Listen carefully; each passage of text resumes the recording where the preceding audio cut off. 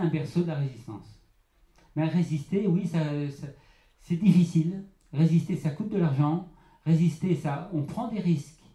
Bon, moi, j'en ai pris pas mal. Toi aussi, d'ailleurs. Mais c'est le seul moyen.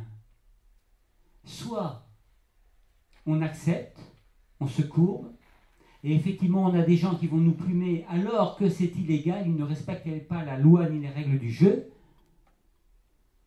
Soit on les attaque.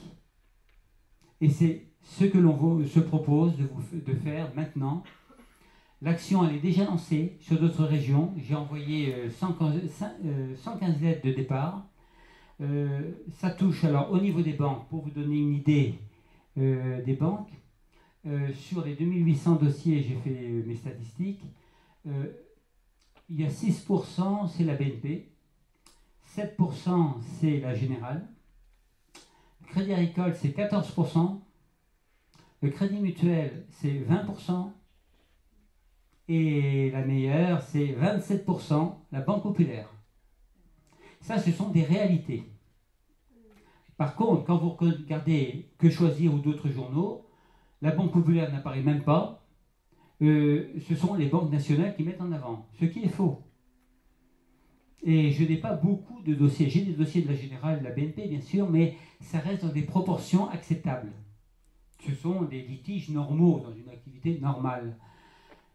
Mais les banques mutualistes, qui, elles, c'est le mutualisme, c'est les sociétaires, ce sont les sociétaires. Ce sont eux les pires. Pourquoi? Parce qu'elles se cachent derrière comment dirais-je, un idéal mutualiste qu'elles vont dévoyer complètement. Et maintenant, contre qui porter plainte? Contre qui? Alors pour les banques nationales, c'est simple, ce sont les grandes banques. Et on ne les fera pas pour l'instant parce qu'on pourra négocier avec elles. Par contre, pour les banques populaires et Crédit Agricole, ce sont les fédérations régionales qui sont attaquées. Quant aux meilleurs, aux plus fragiles, c'est le Crédit Mutuel. Pourquoi? Crédit Mutuel, vous connaissez toute la publicité. C'est avant tout, chaque caisse locale a son propre RCS. Donc, chaque caisse locale est juridiquement une banque autonome. Les banques sont reliées par la fédération et par la confédération, mais il n'y a pas de lien juridique de responsabilité. Donc, vous attaquez directement la caisse locale. Et qui représente la caisse locale? Le président du conseil d'administration.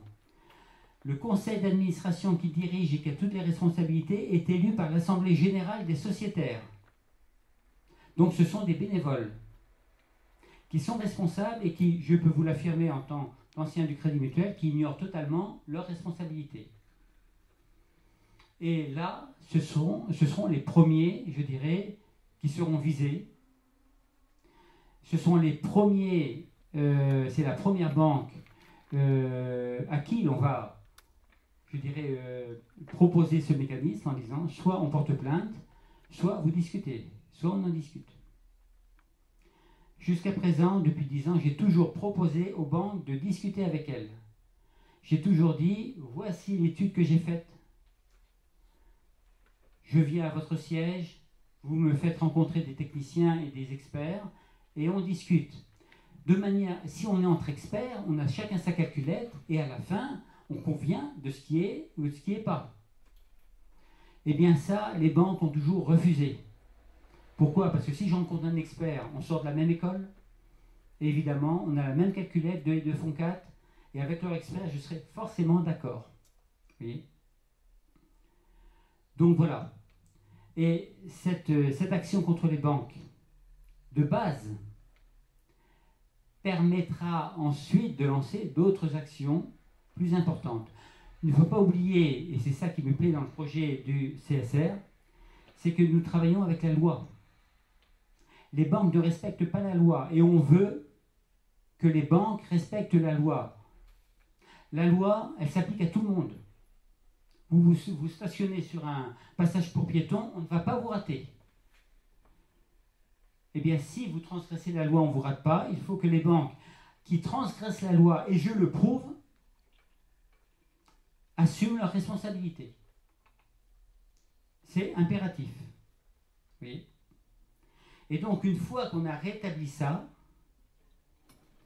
bien entendu, sur notamment vos commerces et vos entreprises et vous en tant que particulier, on attaque tous les autres problèmes liés à la banque.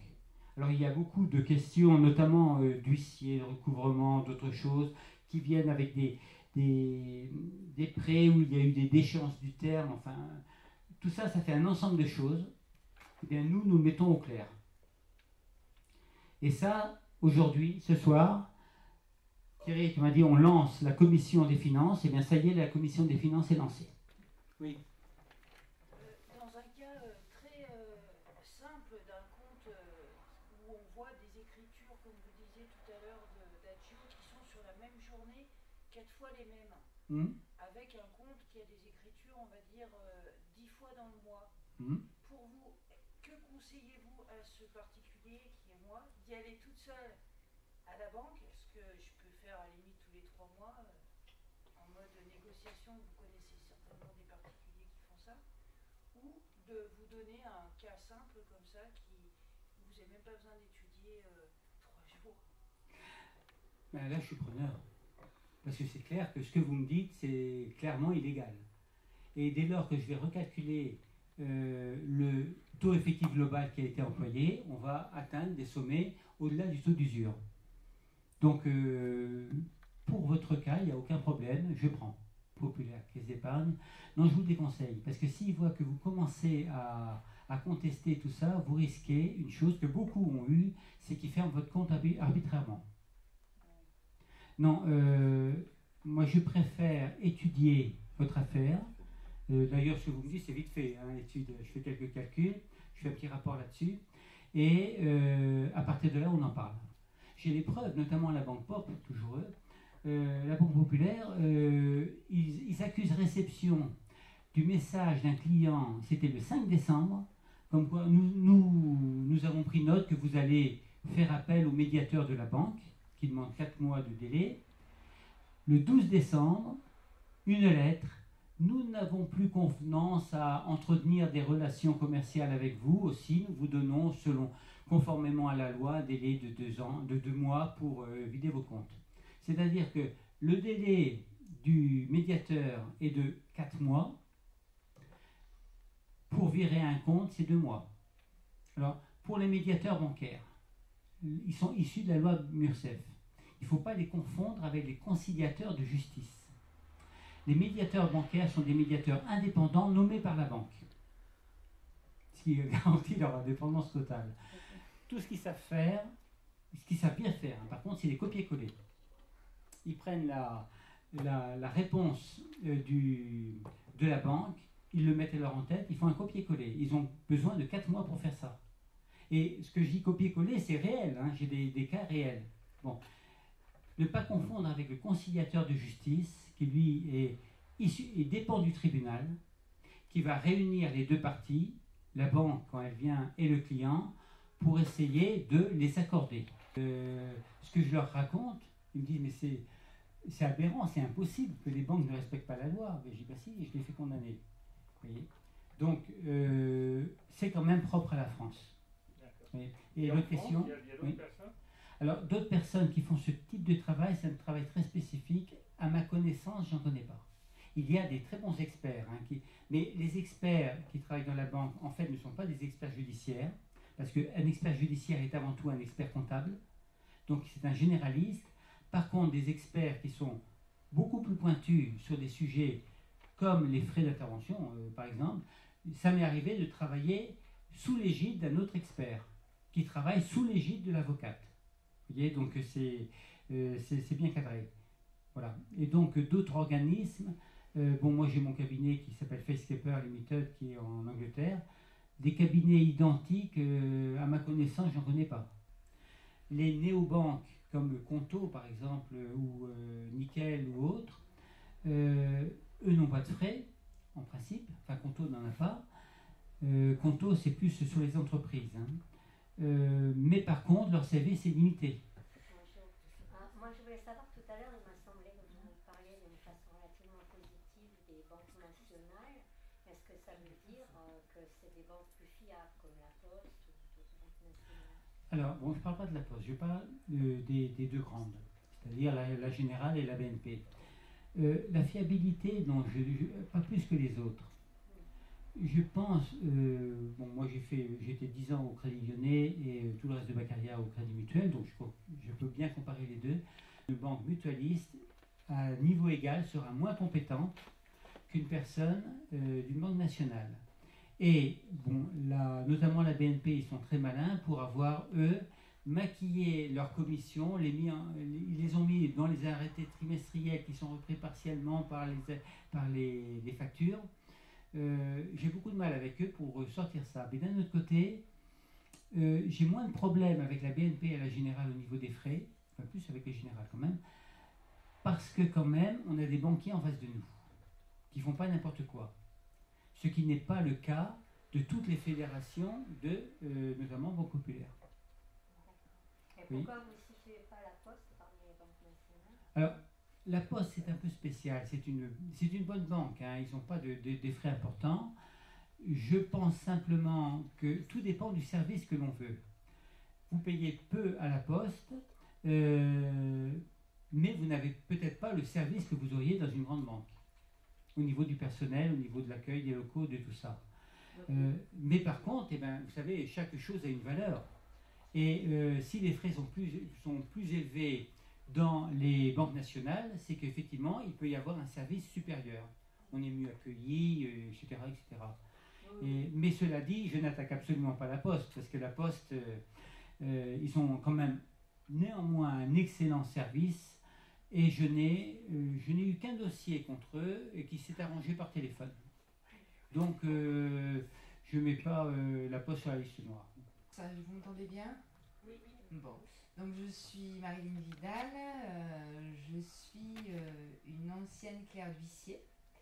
Donc, bon, je n'ai pas choisi les huissiers par vocation, j'ai choisi ça parce qu'après avoir repris mes études sur le tard, donc j'ai travaillé pendant plusieurs années dans un cabinet d'huissier et j'ai découvert un petit peu ce que c'était, j'ai découvert, bon, malgré ce qu'on le sait, ce que peut représenter un foyer surendetté. Alors, contrairement à ce qu'on pourrait croire, c'est pas un choix volontaire, ni des gens qui profitent du système qui sont à la Banque de France. Non, c'est pas vrai. Ça, un moment, c'est pas du tout ça. Ce sont des gens qui n'ont pas choisi, qui sont là par un accident de la vie, voilà, ça peut arriver à tout le monde. Et il faut savoir que c'est toutes les classes sociales qui sont concernées par ce problème. Le surendettement concerne tout le monde. Je suis partenaire de Gérard, de Fastcapper, puisque alors j'ai un cabinet indépendant, on est totalement indépendant, mais en fait, si vous voulez, ces dossiers qui ont des frais bancaires abusifs tombent souvent dans le surendettement, et inversement, le surendettement tombe aussi avec des frais abusifs. Moi, j'ai trouvé qu'il était très professionnel et qu'on avait des choses à s'apporter l'un et l'autre. Donc ça fait quelques années que nous travaillons ensemble. J'ai un cabinet d'expertise de vérification de créances. Donc c'est quelque chose que j'ai créé de toutes parts parce que ça n'existait absolument pas. Donc suite à mon expérience chez les huissiers, et du coup je me suis dit, bon ben voilà, avec tout ce que tu sais, aujourd'hui tu vas essayer d'aider les gens. Je fais vraiment le rôle du médiateur. J'apporte une réponse à une question. Aujourd'hui on est surendetté. On ne peut pas payer la cantine de nos enfants, on ne peut pas payer nos factures. Ben, le crédit à la consommation, il est facile. Il y a beaucoup de familles qui se nourrissent avec la carte Carrefour, la carte Auchan, voilà, parce qu'ils n'ont pas le choix, parce qu'ils doivent payer leur facture à la fin du mois, leur loyer. Donc du coup, je me suis vraiment posé la question comment on pouvait faire pour les aider. Et par rapport à mon expérience chez les huissiers, je me suis rendu compte que un huissier, en fait, il a double casquette. Il a un côté où c'est qu'il va exécuter une décision de justice. Donc, il y a un jugement qui est rendu. Il y a le client qui a gagné, qui va contacter un huissier pour que la sentence soit exécutée et qu'il puisse recouvrir son argent. Et il a aussi une action amiable, c'est-à-dire que si moi, par exemple, je vous dois de l'argent, vous avez le droit d'aller voir un huissier, de payer ses honoraires et de dire, bon ben voilà, Marilyn me doit tant, il faudrait le recouvrir. Bon ben voilà, il va sonner à ma porte et puis il va me demander que je paye. Donc ça, c'est l'amiable, donc le gré à gré.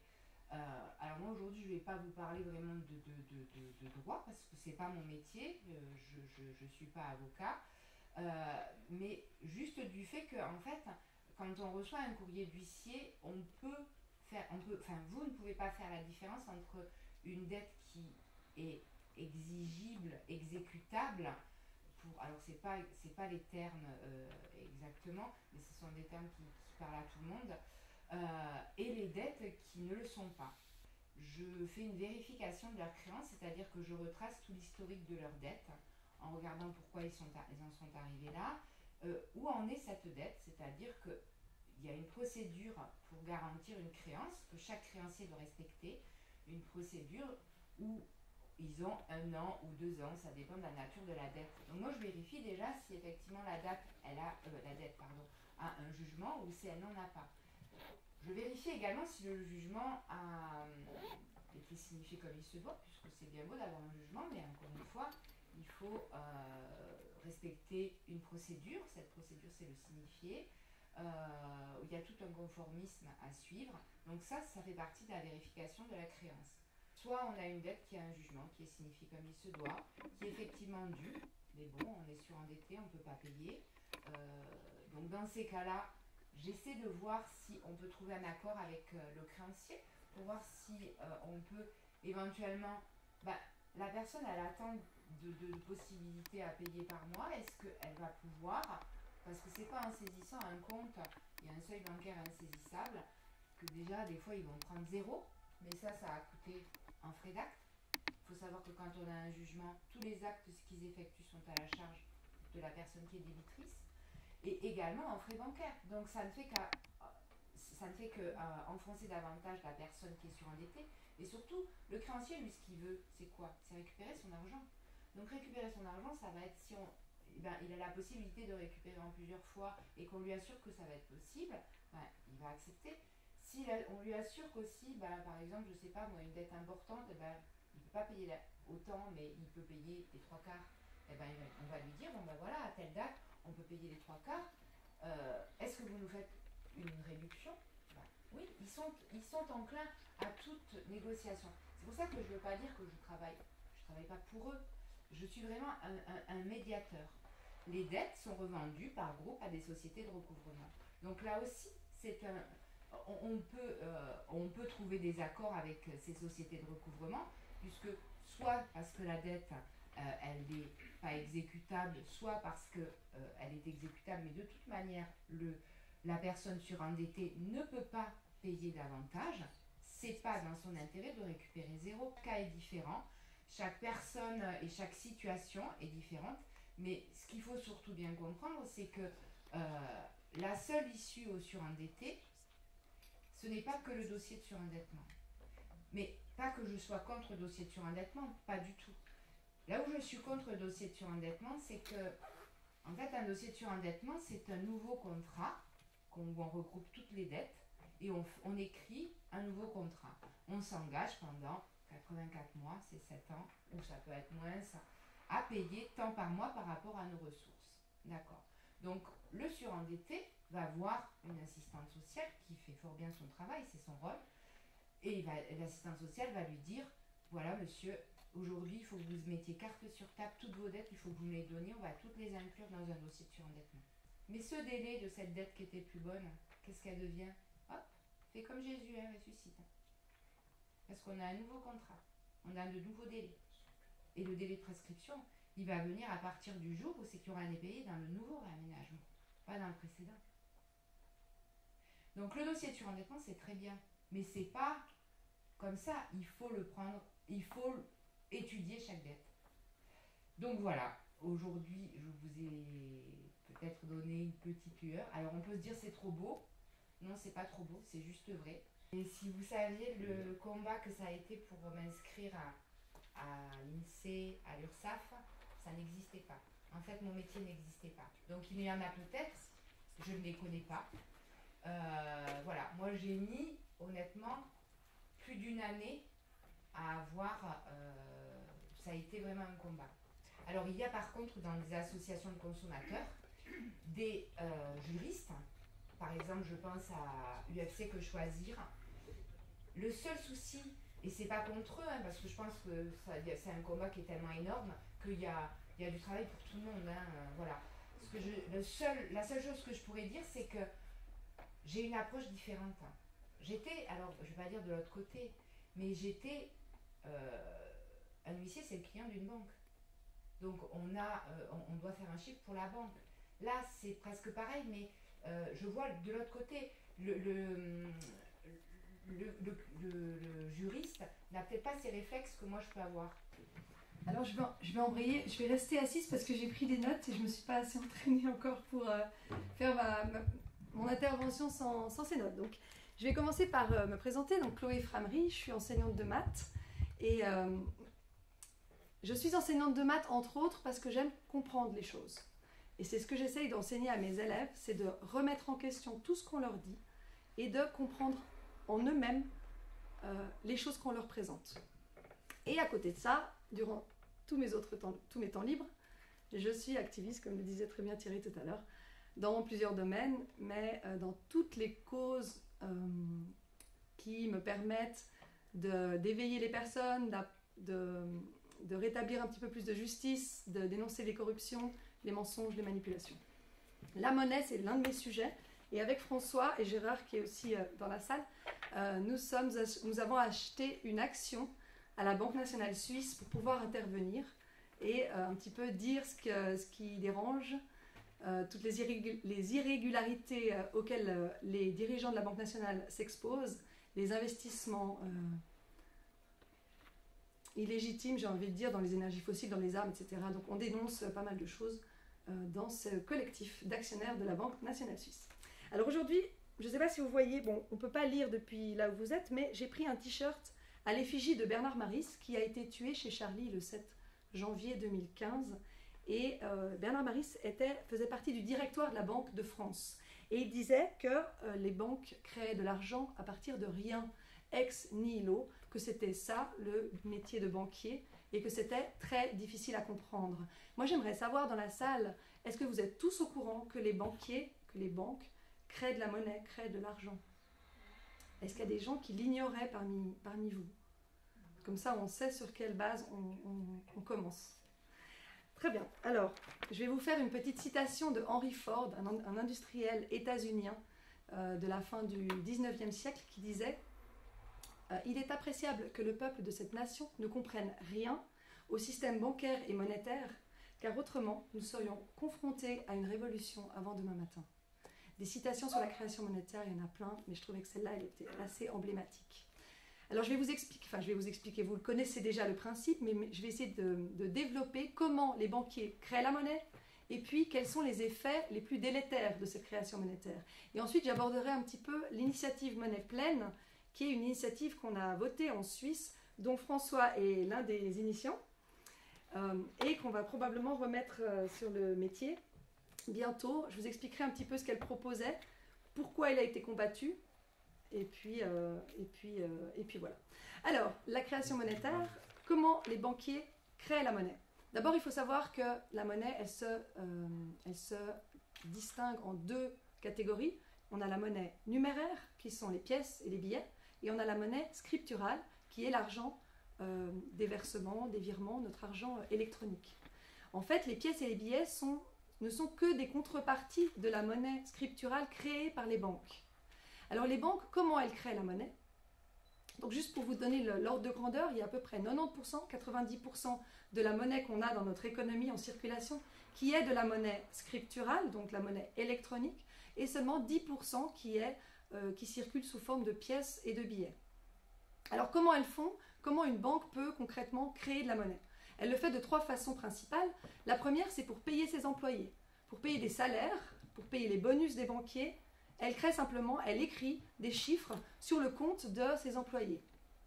Ça, c'est la première façon. La deuxième façon, c'est en achetant des titres financiers ou des devises étrangères, des actions, des obligations, des produits dérivés, des actifs, en fait, qu'on peut appeler des actifs, qui permettent ensuite de spéculer en bourse. Notamment, vous avez sûrement entendu parler de Jérôme Kerviel, qui avait fait perdre à la Société Générale 5 milliards d'euros. Et en fait, c'est parce qu'il avait créé 50 milliards d'euros à partir de son ordinateur, qu'il avait acheté des titres, des actions notamment, et qu'il les avait revendus moins cher. Et du coup, la valeur des actions avait perdu 5 milliards d'euros. C'est pour ça que la banque s'est trouvée en faillite et a demandé renfort à l'État français. Donc ça, c'est les 3 façons de créer la monnaie. Et aussi, une indication qu'il est important de connaître, c'est que quand vous mettez votre monnaie, votre argent, votre salaire par exemple, sur un compte en banque, cet argent ne vous appartient plus. Il est officiellement, formellement, propriété de la banque. Donc si elle fait faillite, elle n'est pas tenue de vous le rembourser. Malgré le fonds de garantie, si vous voulez, on pourra développer la pseudo-couverture bancaire, monétaire pour couvrir les cas de faillite des banques. Mais vous avez suivi en 2008, tous les États du monde ont dû renflouer leurs banques sous prétexte d'un crash économique avec tous les gens qui allaient perdre leur argent. Parce qu'effectivement, une banque en faillite et votre argent disparaît. Donc à partir de ces fondamentaux-là, pourquoi est-ce vraiment un problème le fait que les banques créent la monnaie? Parce qu'on pourrait se dire, bon, il faut bien que quelqu'un la crée, cette monnaie. Alors la première chose, c'est que les banquiers décident en fait de ce qui va exister, de ce qui ne va pas exister, en accordant par exemple des crédits. Elle va par exemple décider qu'on peut financer des armes, on peut financer des guerres, on peut financer des voitures à essence, on peut financer des forages de pétrole. En fait, tout ce qui est plus ou moins conforme au système actuel dans lequel on vit.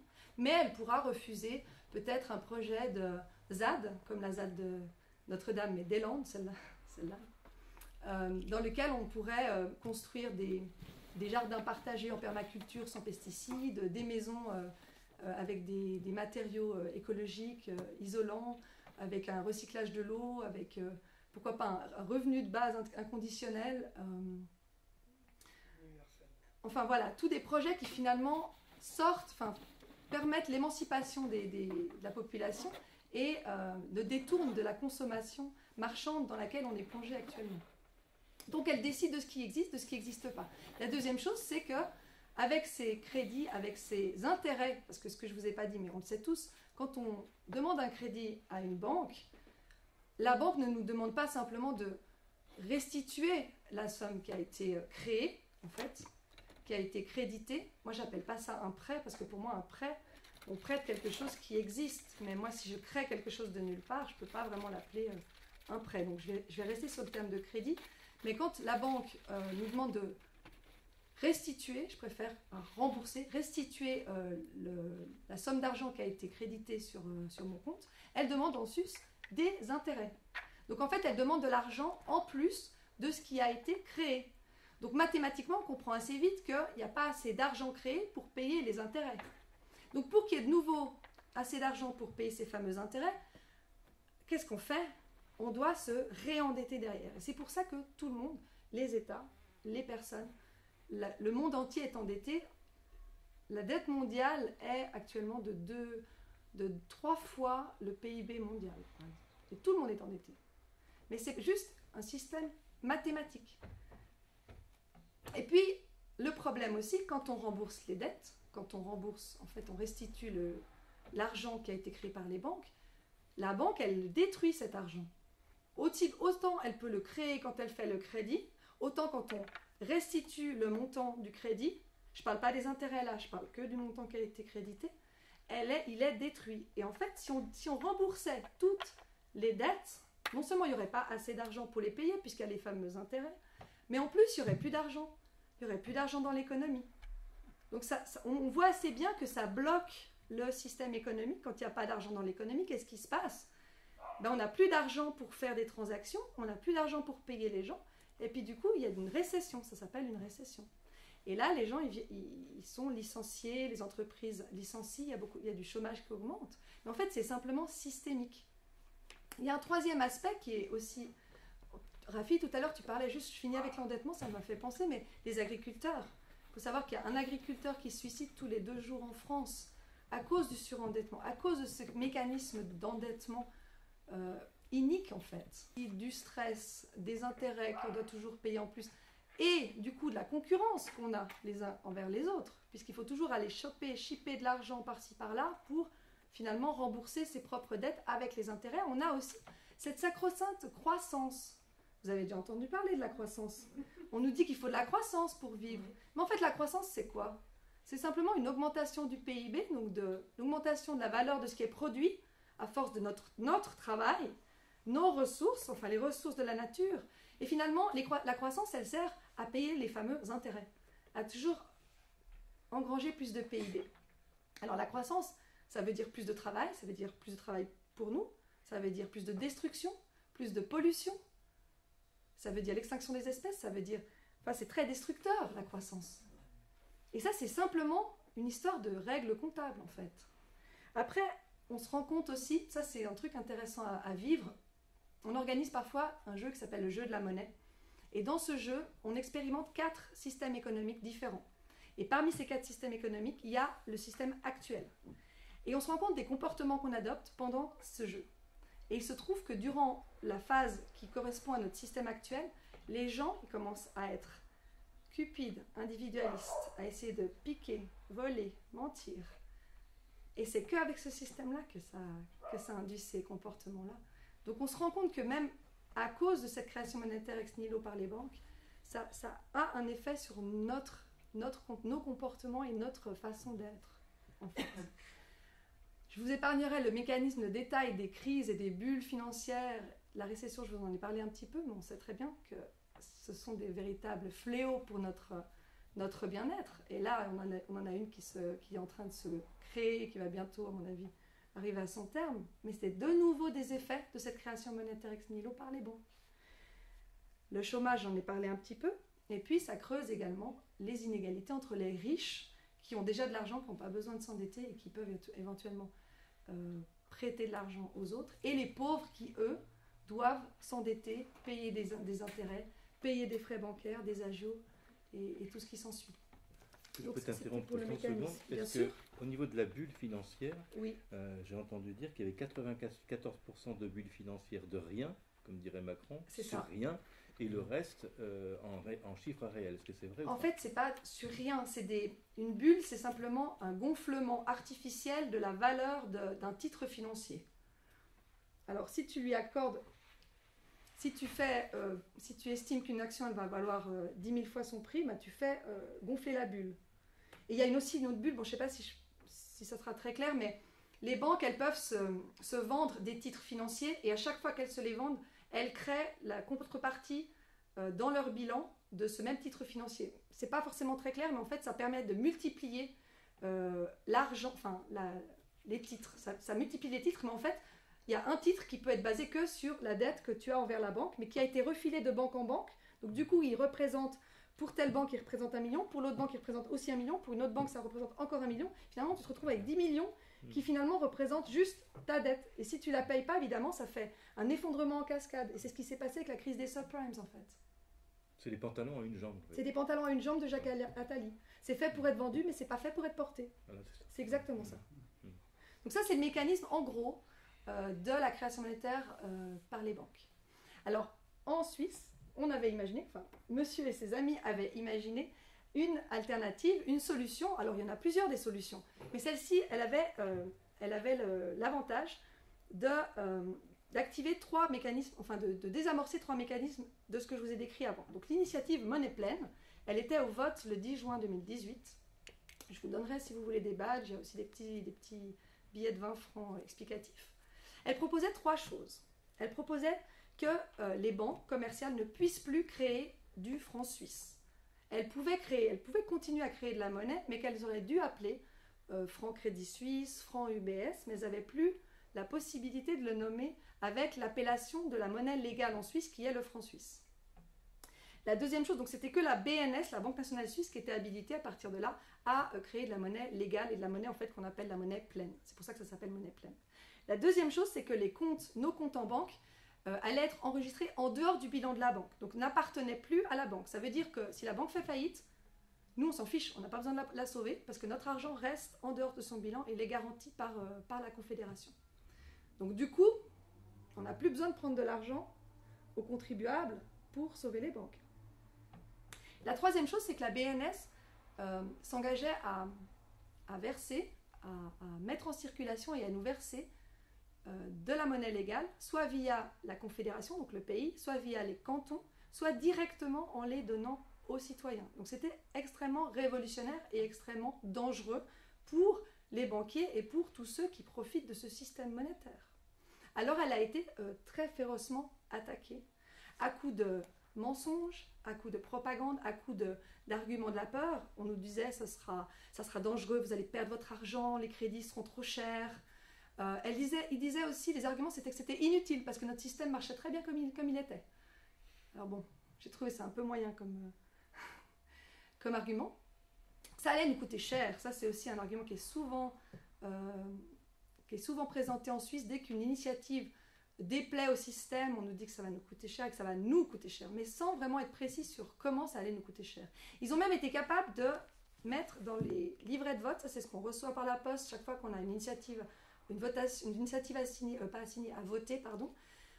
Il y avait 7 pages qui étaient contre l'initiative, 7 pages, hein, et puis le comité d'initiative a eu droit à une seule page. Et dans les 7 pages d'argumentaire du Conseil fédéral, donc de nos autorités, il y avait des mensonges. Il y avait notamment le fait qu'ils disaient que les banques peuvent faire du crédit avec l'argent des épargnants. Ça, c'est un pur mensonge. Donc, quels auraient été les risques pour les banquiers si cette initiative était passée? Mais encore une fois, on va remettre le couvert, donc on n'a pas dit notre dernier mot. Ben forcément, les banques ne pourraient plus se verser des salaires mirifiques. Elles seraient un petit peu freinées dans leurs envies de spéculer en bourse et de dépenser, enfin de créer de l'argent pour acheter des actions, les revendre, les acheter, les revendre, parce qu'elles sauraient dans ce cas-là très bien qu'on ne serait plus obligé de les sauver une fois qu'elles viendraient en faillite. Et puis, ouais, c'est ça en fait, parce que vous connaissez l'expression qui dit que les banques sont too big to fail. Cette expression serait devenue caduque. Et puis, avec cette création monétaire de la Banque nationale qui injecterait de l'argent directement aux citoyens, sans dette, ça j'ai peut-être oublié de vous le dire, ça veut dire sans intérêt, alors forcément, l'endettement exponentiel dont je parlais avant serait moins exponentiel, pourrait être freiné, la croissance on en aurait moins besoin, le risque de récession et de chômage diminuerait, et on aurait peut-être moins de stress, moins de suicide. Enfin, tout le mécanisme pervers de l'endettement, de la monnaie dette, serait atténué en fait. C'est ça la récession? Alors la récession, c'est le fait qu'il y ait moins d'argent dans l'économie. C'est comme un jeu de chaises musicales. On vous enlève une chaise, on vous enlève une autre chaise, on vous enlève une autre chaise, à la fin il n'y a plus de chaises. Si on ne s'endette pas toujours pour remettre des chaises, on n'arrive plus à faire des transactions, puisque dans notre système, on fait des transactions avec l'argent. Mais on pourrait imaginer, et d'ailleurs on a des idées là-dessus, pour faire des transactions, c'est-à-dire fournir un service ou un bien, ou alors recevoir un service ou un bien, sans argent, avec simplement une comptabilité qui dirait, ben tiens, toi tu m'as donné quelque chose avec cette valeur-là, moi j'ai donné quelque chose avec cette valeur-là, mais est-ce qu'on a vraiment besoin de l'argent pour ça? C'est comme, moi je dis souvent, est-ce qu'on a besoin d'acheter des minutes pour compter le temps qui passe? Est-ce qu'on a besoin d'acheter des degrés Celsius pour savoir quelle température il fait? Le résultat a été que la population a voté, ou en tout cas ce qu'on nous a annoncé, c'était à 76%, 76% de non. Mais une anecdote qui est intéressante quand même à connaître, c'est qu'à Genève, l'initiative était donnée comme gagnante à 15h. On était ensemble, le 10 juin. C'était marqué il y avait plusieurs journaux qui titraient Genève a voté oui à monnaie pleine, et 2 heures plus tard, le résultat c'était que Genève était soi-disant à 40% de oui. Il faut savoir qu'en Suisse, on vote essentiellement par correspondance, donc les services de votation ont déjà les résultats avant le jour de votation. Donc ce changement de plus de 50% à 40% est impossible en 2 heures. Donc on peut se demander s'il y a eu de la triche. Voilà, je vous laisse avec cette question et je vous remercie pour votre attention.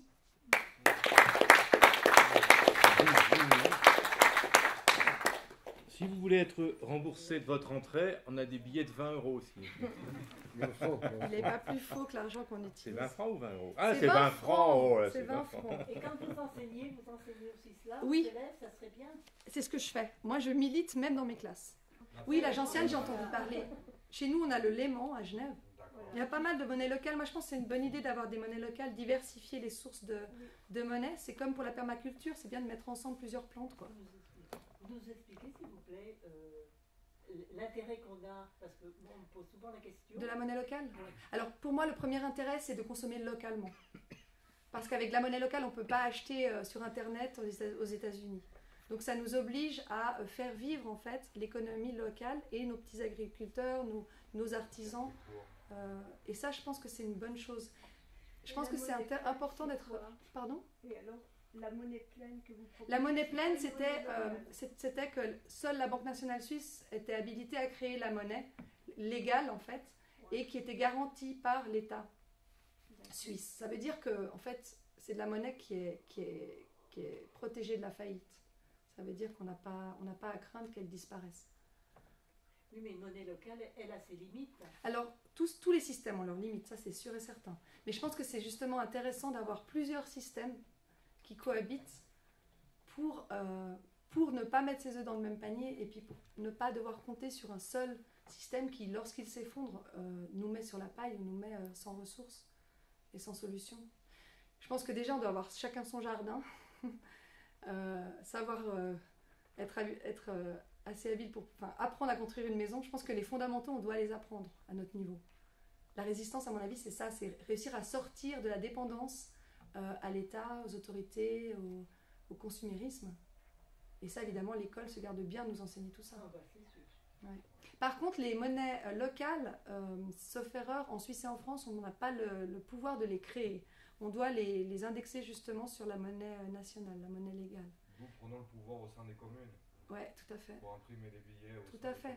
communes. Il y a plusieurs pays dans le monde où lorsque l'État est en pénurie, enfin je veux dire pas l'État, le pays est en pénurie de monnaie, ont créé leur propre monnaie, mais même sous forme de petits papiers. Enfin, il n'y a pas besoin que ce soit des choses élaborées. Tout le monde joue le jeu. C'est ça. Ouais. Mais comme la monnaie légale, c'est-à-dire qu'elle accourt à partir du moment où les gens ont confiance en la valeur qu'elle représente. Quoi. Elle n'est valable qu'au sein de la commune et pas... Voilà.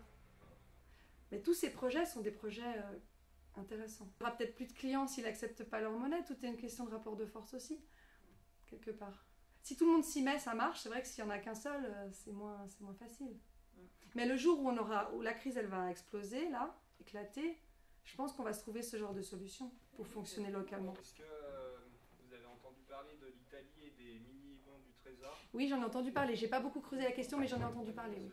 En fait, du coup, ça serait un peu une monnaie pleine, puisque c'est que l'État qui peut la créer. Voilà, oui, c'est ça. C'est le même raisonnement. En Italie, ils sont réveillés sur pas mal de choses. D'ailleurs, juste pour la petite histoire, les présidents aux États-Unis, les rares présidents qui ont osé défier la Federal Reserve, donc la Fed qui créait la monnaie, en proposant de créer la monnaie gouvernementale, ont été assassinés. JFK en fait partie. Il avait fait un ordre exécutif qui permettait de créer la monnaie gouvernementale. Et quelques mois plus tard, il a été tué. C'est ce qui s'est passé avec DSK. Alors lui, il n'a pas été tué. Lui, d'après ce que j'ai lu, il devait s'allier avec Kadhafi. Sexuellement, ouais, c'est ça, par ses failles. Hein. C'est par le mur par ses fissures que le mur s'effondre. Et tout le monde, ils ont des dossiers sur tout le monde, donc en fait, ils essaient de faire tomber la personne qui dérange. Il avait prévu de faire un accord avec Kadhafi, qui avait prévu de faire son dinar or pour s'émanciper des banques centrales. Et d'ailleurs, c'est ça qui dérangeait avec Kadhafi. Parce qu'il allait sortir l'Afrique en fait de la dépendance à la monnaie dette occidentale. Tout simplement. Enfin, c'est un des aspects, mais ça a été important. Et vous n'êtes pas attaqué avec ce que vous voulez mettre en route? Si. J'ai eu des hackings, j'ai eu des messages un peu menaçants. Ouais. Mais plus on sera à relayer le message, et plus on sera protégé en fait. Plus il y aura de monde qui seront au courant, et moins on risque d'y laisser sa peau. Quoi. La protection, c'est soit je me tais, ou soit je suis public. Et dans les activités de résistance, le résistant, dans certaines types d'activités, dans la résistance de l'information, il donne l'information. Il donne l'information et surtout il n'a pas peur, il se montre. Voilà. Et quand on dit ah oui, mais on va surveiller, on va écouter ton téléphone, là on peut écouter tout ce qu'on veut. Eh bien, il faut dire oui, parce qu'il faut informer les gens, y compris ceux qui nous surveillent. Et quand vous regardez la répression policière qu'il y a maintenant en France et ailleurs, mais la France en est un bel exemple, la répression policière, en fait, il faut bien comprendre qu'on a affaire à des êtres humains et que derrière leur casque, etc., et ceux qui ne le mettent plus d'ailleurs, il y a quand même des êtres humains avec des cœurs.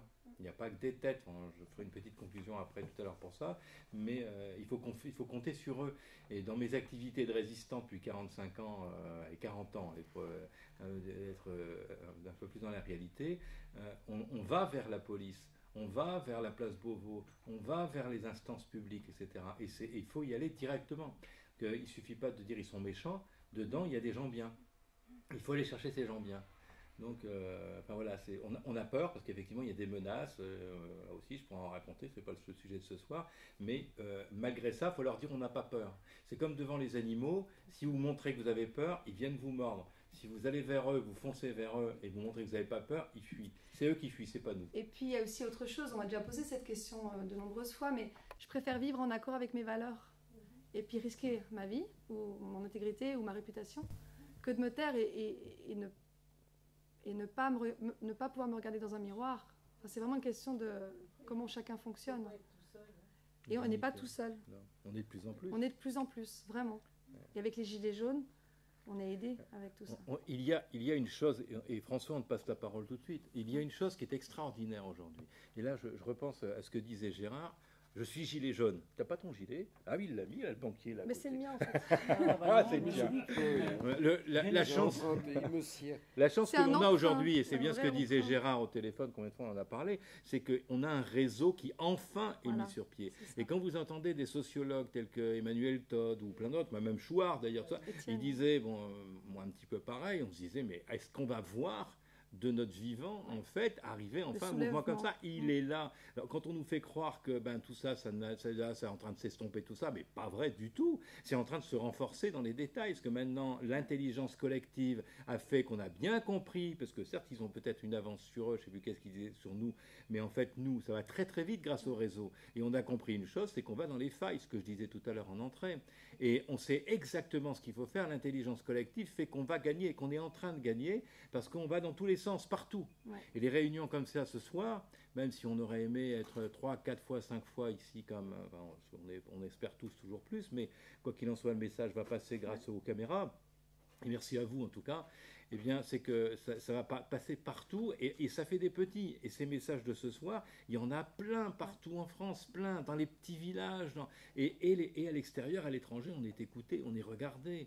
Et il y a un exemple au niveau de la France. Ça ne s'arrêtera pas et on ira jusqu'au bout. Parce qu'on ne peut plus aller, on lâche rien, n'est-ce pas? On ne peut plus aller en arrière, c'est plus possible. Et ils le savent. Donc ils ont peur. Franchement, la peur change de camp. Et vous ne pouvez pas parler à certaines radios?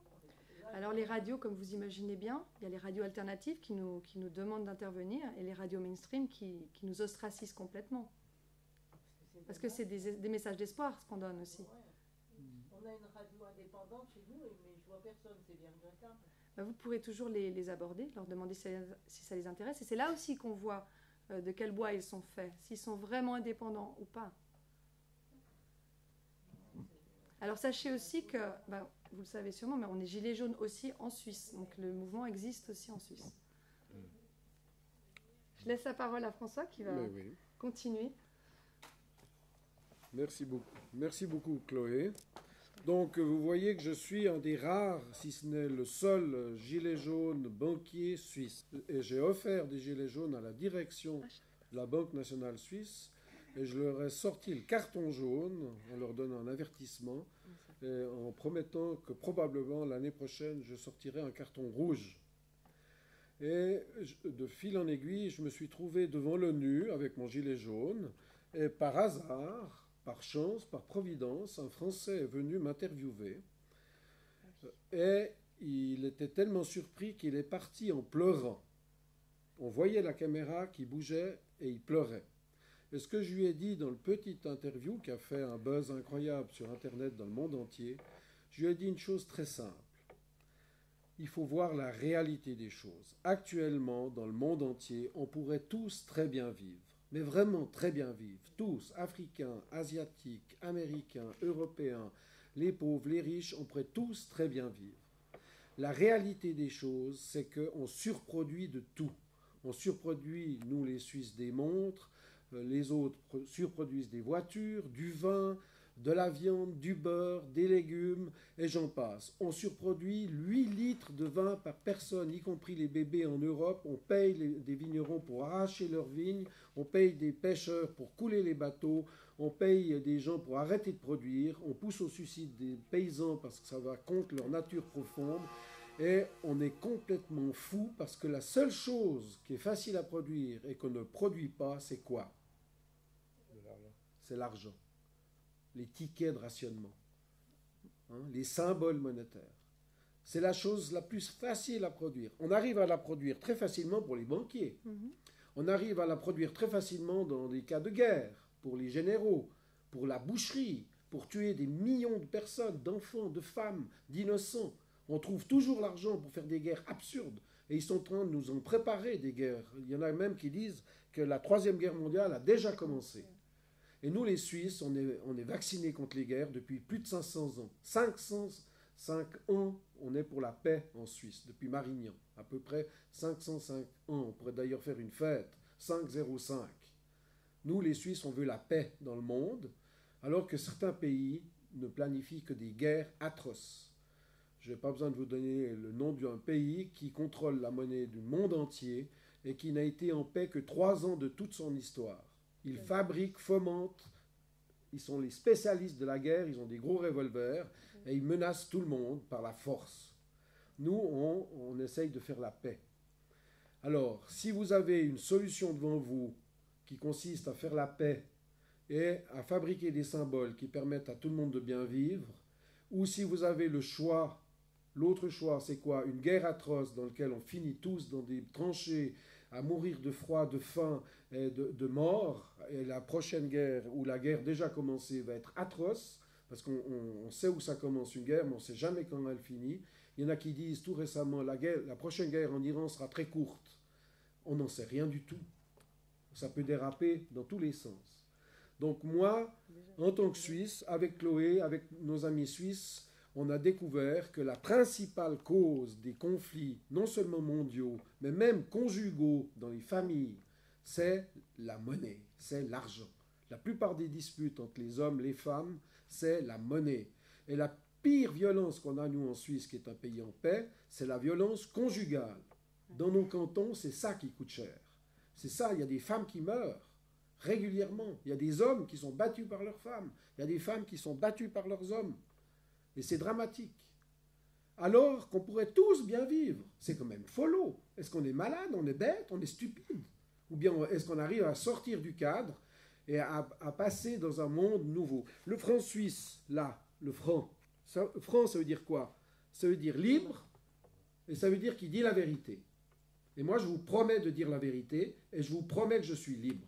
Je suis un banquier converti, un banquier qui a changé son fusil d'épaule, un banquier qui connaît le dessous des cartes, qui sait comment les salauds gouvernent le monde, en achetant, en corrompant, en détruisant, alors qu'on pourrait tous bien vivre.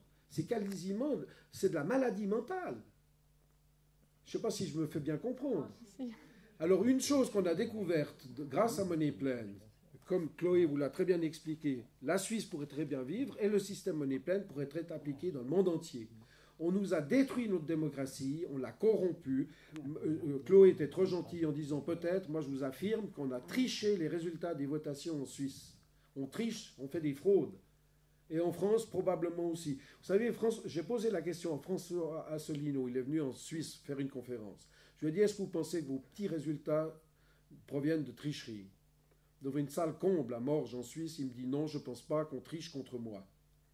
Et puis juste après, il me dit, devant tout le monde, vous savez où ont été consolidés les votes de l'élection du président actuel de votre pays? Savez-vous où ont été consolidés les votes? Qui a donné les résultats? Le savez-vous, vous? Oui, une question. Oui, qui est-ce qui sait? Vous? Pas du tout. Qui est-ce qui sait où ont été consolidés les votes de la France? D'après François Asselineau, devant une salle comble, oui? Les Français l'étranger, non? Non. Les États-Unis? Oui. À Austin, au Texas, aux États-Unis. C'est eux qui ont donné les résultats de la présidentielle française. Ouais. Et comment est-ce qu'un homme intelligent peut dire qu'il n'y a pas de fraude si les résultats sont donnés par les États-Unis dans un pays qui est une démocratie historique qu'est la France. Est-ce que je suis idiot de me poser la question? Moi, je ne me la pose pas seulement la question. J'affirme, en toute vérité, que le résultat donné à Austin, au Texas, aux États-Unis, ne peut pas être juste, ne peut pas être la vérité. J'affirme que le résultat des élections européennes qui est donné à l'avance par un journal, à la virgule près, ça ne peut pas être la vérité. À l'époque de mes ancêtres, dans les Alpes, on offrait, lorsqu'un couple s'aimait, un garçon et une fille s'aimaient, la communauté offrait la maison, les meubles, la nourriture, gratuitement. On donnait. Pourquoi c'est plus possible? Les Amish aux États-Unis le font. Pourquoi c'est pas possible? Parce qu'on est tous achetés par la cupidité. On a le veau d'or, l'argent, l'argent, l'argent. Alors que techniquement, matériellement, intellectuellement, physiquement, on a les ingénieurs, on a les savants, on a le savoir, on a les matériaux, on a le béton, on a tout pour faire des maisons. À l'époque, c'était dur. Ils le faisaient. Même, je pense, ici en Savoie. Et pourquoi on ne peut plus? Pourquoi on se dévore les uns les autres? Pourquoi on se mange? Vous savez, en araméen, en hébreu, l'intérêt, le mot intérêt, ça se dit neshek. Neshek, ça veut dire quoi? Ça veut dire la morsure. La morsure même du serpent. L'intérêt, c'est une horreur, quel que soit le taux d'intérêt. Alors actuellement, en Suisse, on se bat un peu comme vous les Français, contre l'excès de l'usure. Mais on peut même dire, quel que soit le taux d'intérêt, parce que notre directeur de la Banque nationale suisse a dit, on va créer du franc suisse. Le franc suisse, c'est une monnaie locale qui a réussi. On prend des intérêts négatifs. Je ne sais pas si vous imaginez, le franc suisse, la valeur qu'il a. Pour que les gens placent de l'argent en Suisse, on leur prend de l'argent. On prend des intérêts négatifs. Et le directeur de la Banque nationale suisse, on va soutenir le franc suisse de manière illimitée. Si vous avez une base monétaire illimitée, quel que soit le taux d'intérêt sur cette base illimitée, devient illimité. Et si en plus, comme Chloé vous l'a expliqué, la monnaie est créée du néant, quelque chose sur zéro, ça donne combien? C'est une singularité mathématique. Hein, ça donne l'infini. C'est l'infini. Non, ça c'est juste un mouchoir. Donc, le taux d'intérêt, quel qu'il soit, est une morsure qui bouffe votre voisin, qui tue votre voisin. L'intérêt tue. Madame a des problèmes en tant que huissière, mais je la comprends. Elle vit cette horreur.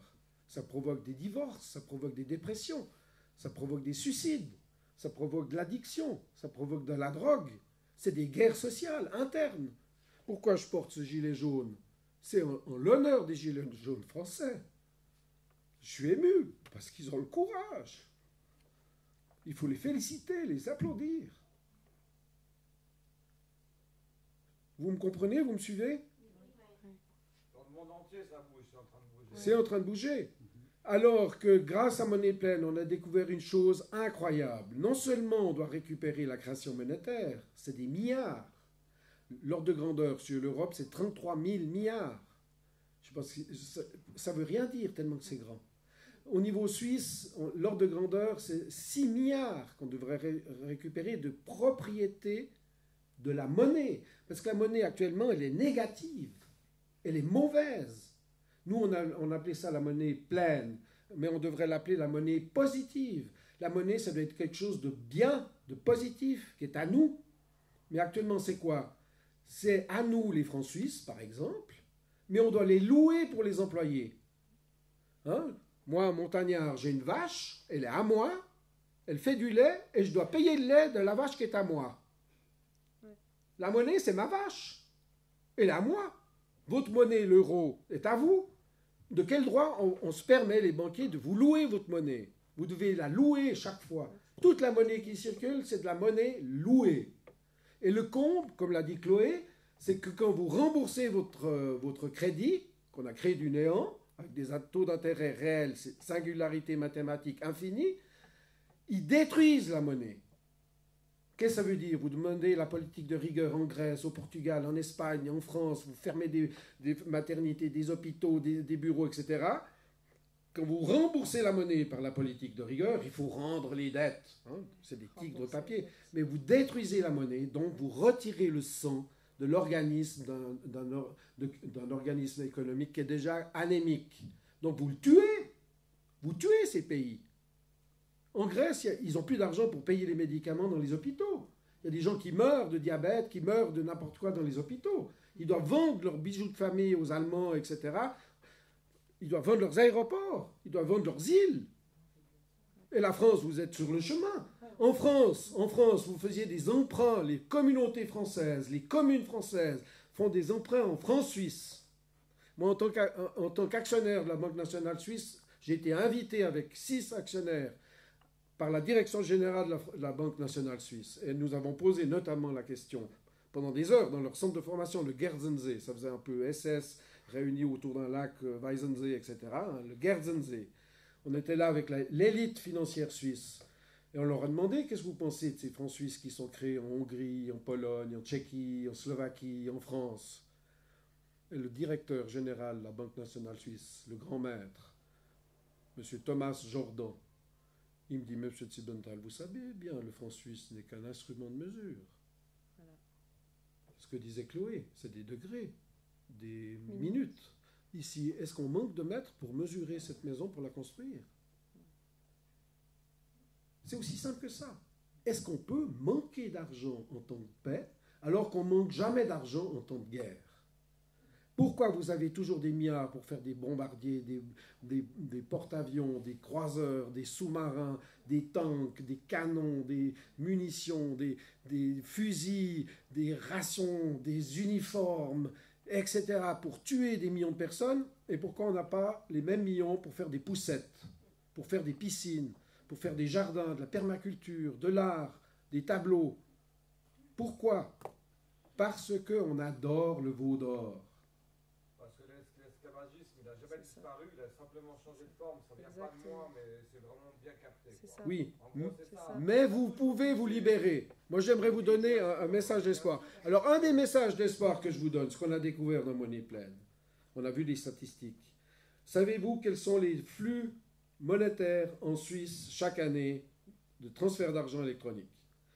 Vous ne pouvez pas le savoir, je vous le donne. C'est l'ordre de grandeur 200 000 milliards par année.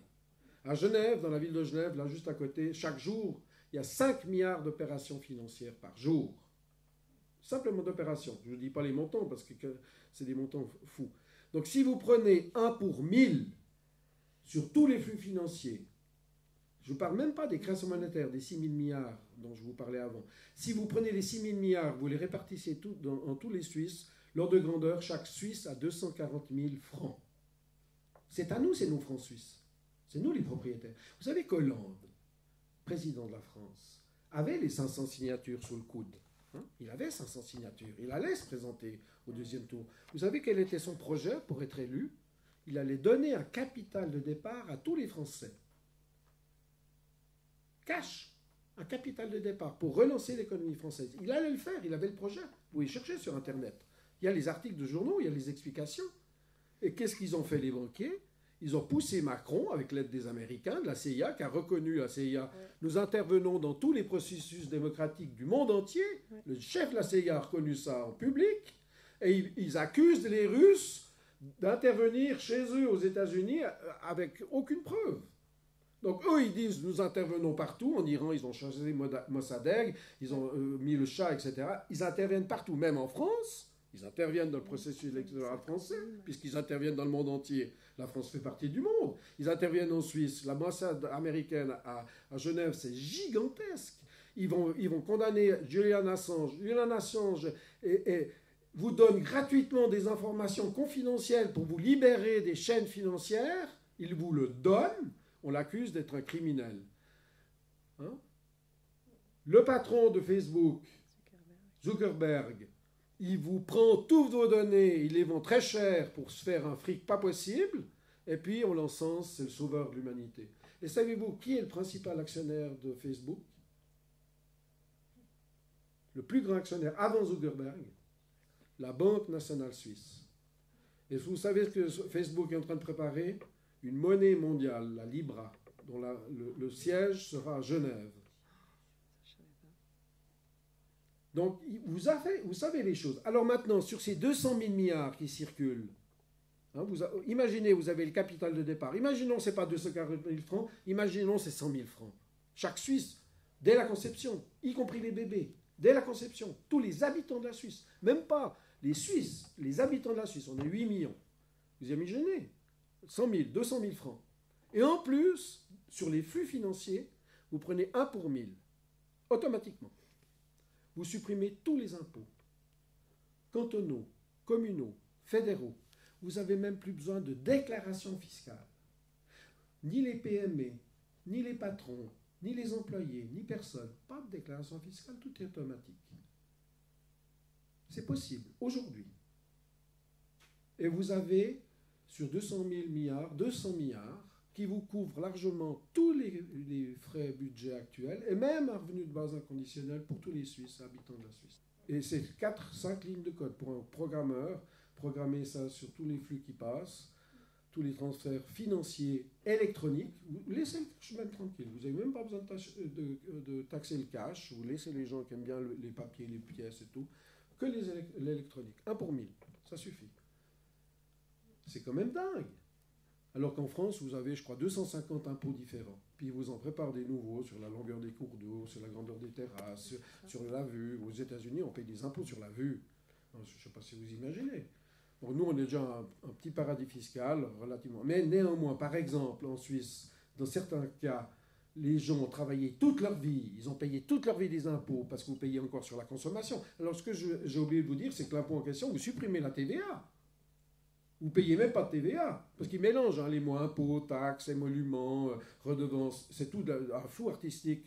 Ils manipulent les mots pour vous embrouiller l'esprit, donc vous supprimez tout ça, hein, et vous arrivez à un système où vous êtes les rois, les reines. Nous, en Suisse, on dit, nous sommes le souverain, le peuple suisse, on est souverain. Vous savez qu'on a le RIC, on a une espèce de RIC à la Suisse, l'initiative, on a un autre RIC qui s'appelle le référendum. On a à tous les niveaux, communaux, cantonaux, fédéraux. Donc ce que je peux vous dire, c'est le résultat de l'expérience de la politique suisse pendant des siècles. Hein. Ce que je vous dis là, c'est pas inventé de nulle part. Je suis l'héritier du travail commun qu'on a fait avec Gérard, avec une multitude de Suisses, parce qu'on a le droit de rédiger notre constitution. Et notre constitution actuelle n'est pas respectée. Ils ont raison d'invoquer les règlements, les lois, les trucs. Parce que les banquiers, actuellement, violent toutes les lois. Vous savez, un État, normalement, est basé sur la déclaration des droits humains, des droits de l'homme. Le premier principe, c'est l'égalité. Alors, mais il y en a qui sont beaucoup plus égaux que d'autres. C'est les banquiers ou les banquières. Hein, ils ont le droit de créer de l'argent du néant. Personne d'autre n'a le droit de faire ça. Et ce droit, comme disait Chloé, ça leur donne le droit de quoi? D'influencer le futur. On parle de la séparation des pouvoirs. Les banquiers, ils n'ont pas de séparation des pouvoirs, ils contrôlent tout. Ils contrôlent le présent et le futur, en créant de la monnaie du néant. Hein, et ils taxent, et ils taxent, et ils taxent, et ils pressurent, et ils rendent malheureux tous les autres. Vous parlez de ça égalité, vous parlez de sa séparation des pouvoirs, vous parlez d'état de droit. Eux, ils sont tués des lois, ils ne respectent pas les lois. Notre Constitution fédérale, elle dit à l'article 99, vous l'avez là, vous pouvez vérifier, la création monétaire est de la compétence exclusive de la Confédération. Et comme vous l'a expliqué Chloé, et même moi je vais même plus loin que Chloé, en fait 100% des francs suisses actuellement sont créés comme des dettes à intérêt composé. De facto. Même les petites pièces et les petites monnaies, en fait, ça doit passer par un compte bancaire. Donc elle l'a dit. Hein, donc 100%, et en France c'est la même chose. Dans toute l'Europe, quasiment dans tout le monde, à part le Qatar, des rares pays dans lesquels... Kadhafi, à l'époque, respectait le droit naturel. Vous me suivez? Je ne suis pas trop compliqué? Je parle français. Là, on a une confédération d'États. Chaque canton avait la régale monétaire. C'était eux les rois, les reines, et c'est eux qui créaient leur monnaie. On avait 140 monnaies différentes en Suisse. Ils créaient leur masse monétaire. D'accord? Il n'y avait quasiment pas d'impôt quand les États cantonaux créaient la monnaie. On a donné la régale monétaire à la Banque nationale suisse, à la Confédération qui l'a donnée à la Banque nationale suisse, qui est une société anonyme dont nous sommes actionnaires, Chloé, moi et Gérard. Donc il faut y aller, une société anonyme qui gère la monnaie franc suisse. Il faut y aller déjà, intellectuellement, il faut crocher. Donc nous sommes actionnaires.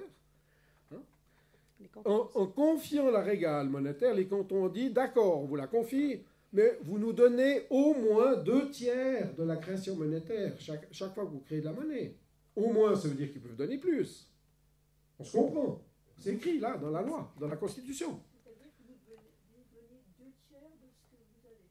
Au moins, la Banque nationale suisse devrait donner au moins, donc elle devrait donner plus, 2/3 des créations monétaires faites en francs suisses. Alors il faut bien comprendre le truc, qui est génial de la part des banquiers. Les banquiers, sans que personne s'en rende compte vraiment, ils créent la monnaie, comme l'a expliqué Chloé, par les crédits. Donc quasiment 100% des francs suisses sont créés par des crédits, donc de la monnaie négative, intérêt négatif, intérêt composé que vous devez louer pour l'utiliser.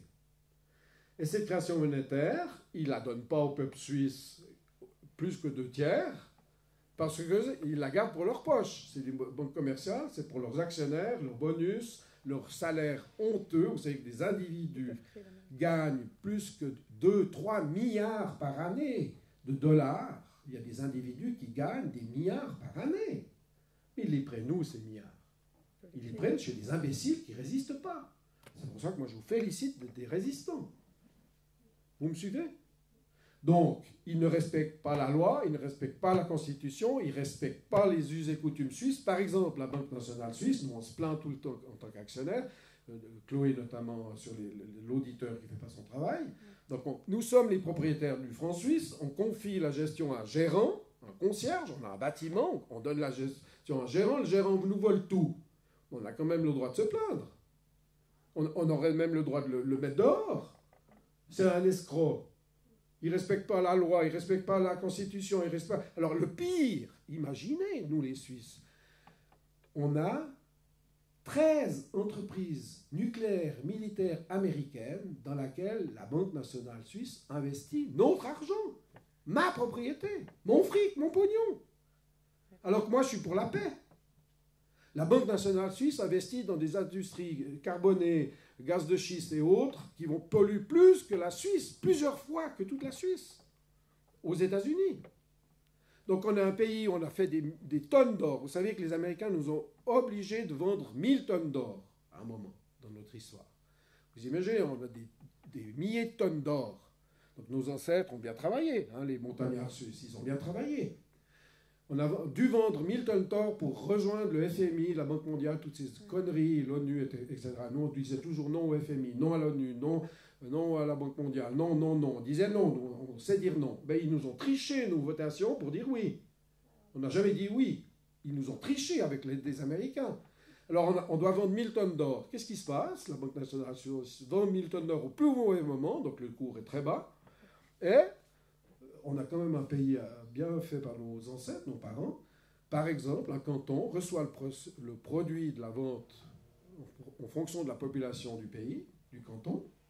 Un canton, pour nous, c'est un État. Donc le Jura, je prends un exemple, le Jura, il reçoit les millions et il distribue tous ces millions aux communes. Les communes sont libres de faire ce qu'elles veulent avec. Vous imaginez ça? Ben, un Européen, il ne comprend pas. C'est une autre planète. C'est pas possible. Vous imaginez récupérer la création monétaire à Francfort, en Allemagne, sous le contrôle de Ramstein, une des plus grandes bases militaires américaines du monde? C'est encore un pays occupé, l'Allemagne. La création monétaire européenne est sous le contrôle d'une... Nous sommes, entre guillemets, je m'inclus aussi en tant qu'Européen, on est encore sous le contrôle des États-Unis. On n'est pas libre. En Italie, il y a plus de 100 bases américaines. Il faut atterrir. C'est le moment de se libérer, nous, les Européens. Et c'est peut-être ici, à Annecy, en Savoie, que le combat va commenter. Vous me dites combien il me reste de minutes, hein, parce que moi, je ne m'arrête pas. crois qu'on est au bout. Oui, encore 5 minutes, puis après on passe à quelques questions. Encore 5 mais minutes. non, mais c'est tellement bien de t'entendre. C'est passionnant. Avec ton cœur. Alors, pour aller un peu plus loin, je vais aller directement les pieds dans le plat.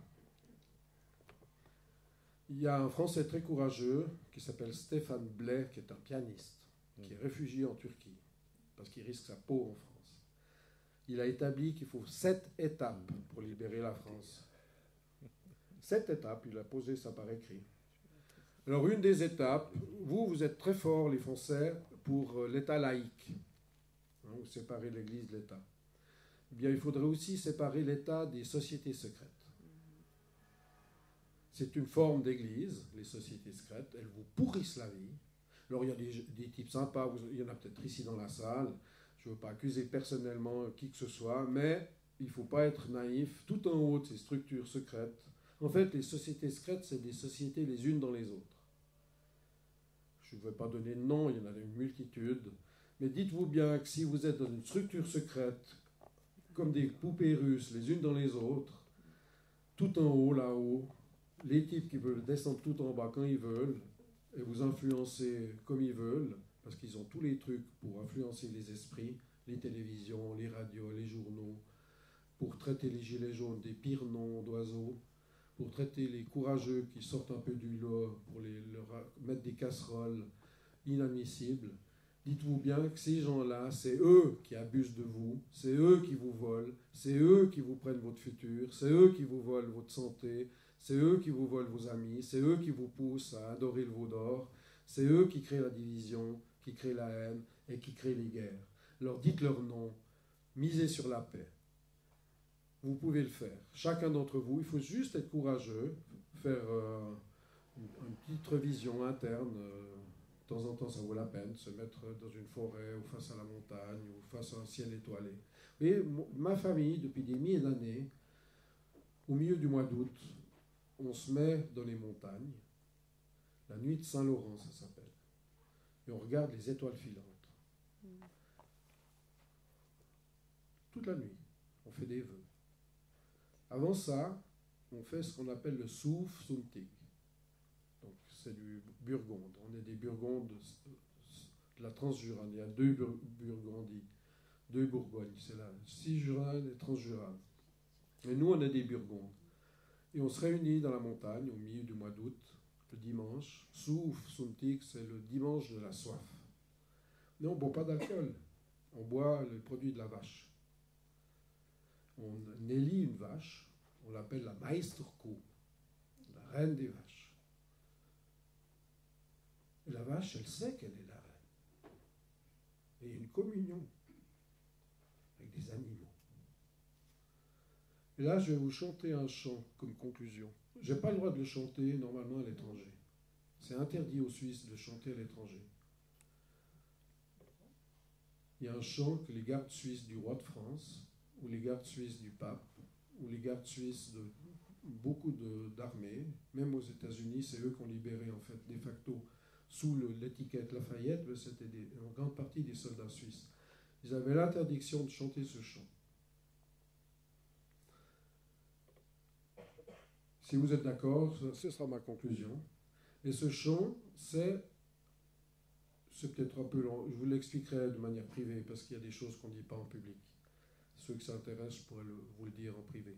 Mais je vais vous le chanter. Les Suisses qui veulent le chanter avec moi peuvent le chanter. Et ce chant va être chanté à la fête des vignerons. Tous les 20-25 ans, on a une grande fête à Vevey, au bord du lac Léman, la fête du vin. Nous, on est des terriens, on est simples, les Suisses. On ne cherche pas les trucs compliqués. On fait une fête pour le vin. On fait une fête pour les vaches. On nomme une vache la reine, la Meisterkuh, qui est digne de cet honneur. On fait du yodel, on chante, on se contente de peu. Alors je vous chante juste ça. Lioba, lioba, lioba, lioba, lioba, lioba. C'est gratuit, c'est un cadeau. mais ça pacifie l'âme. Les étrangers disent c'est un chant pour appeler les vaches. Car quand on chante ce chant dans la montagne, les animaux viennent vers nous. Mais ce n'est pas qu'un chant pour appeler les animaux. C'est un chant qui glorifie la création. Voilà. Bravo.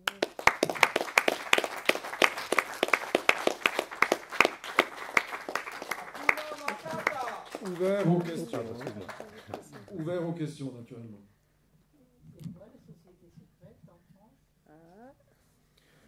Oui, il y a plusieurs noms, mais c'est notamment la franc-maçonnerie.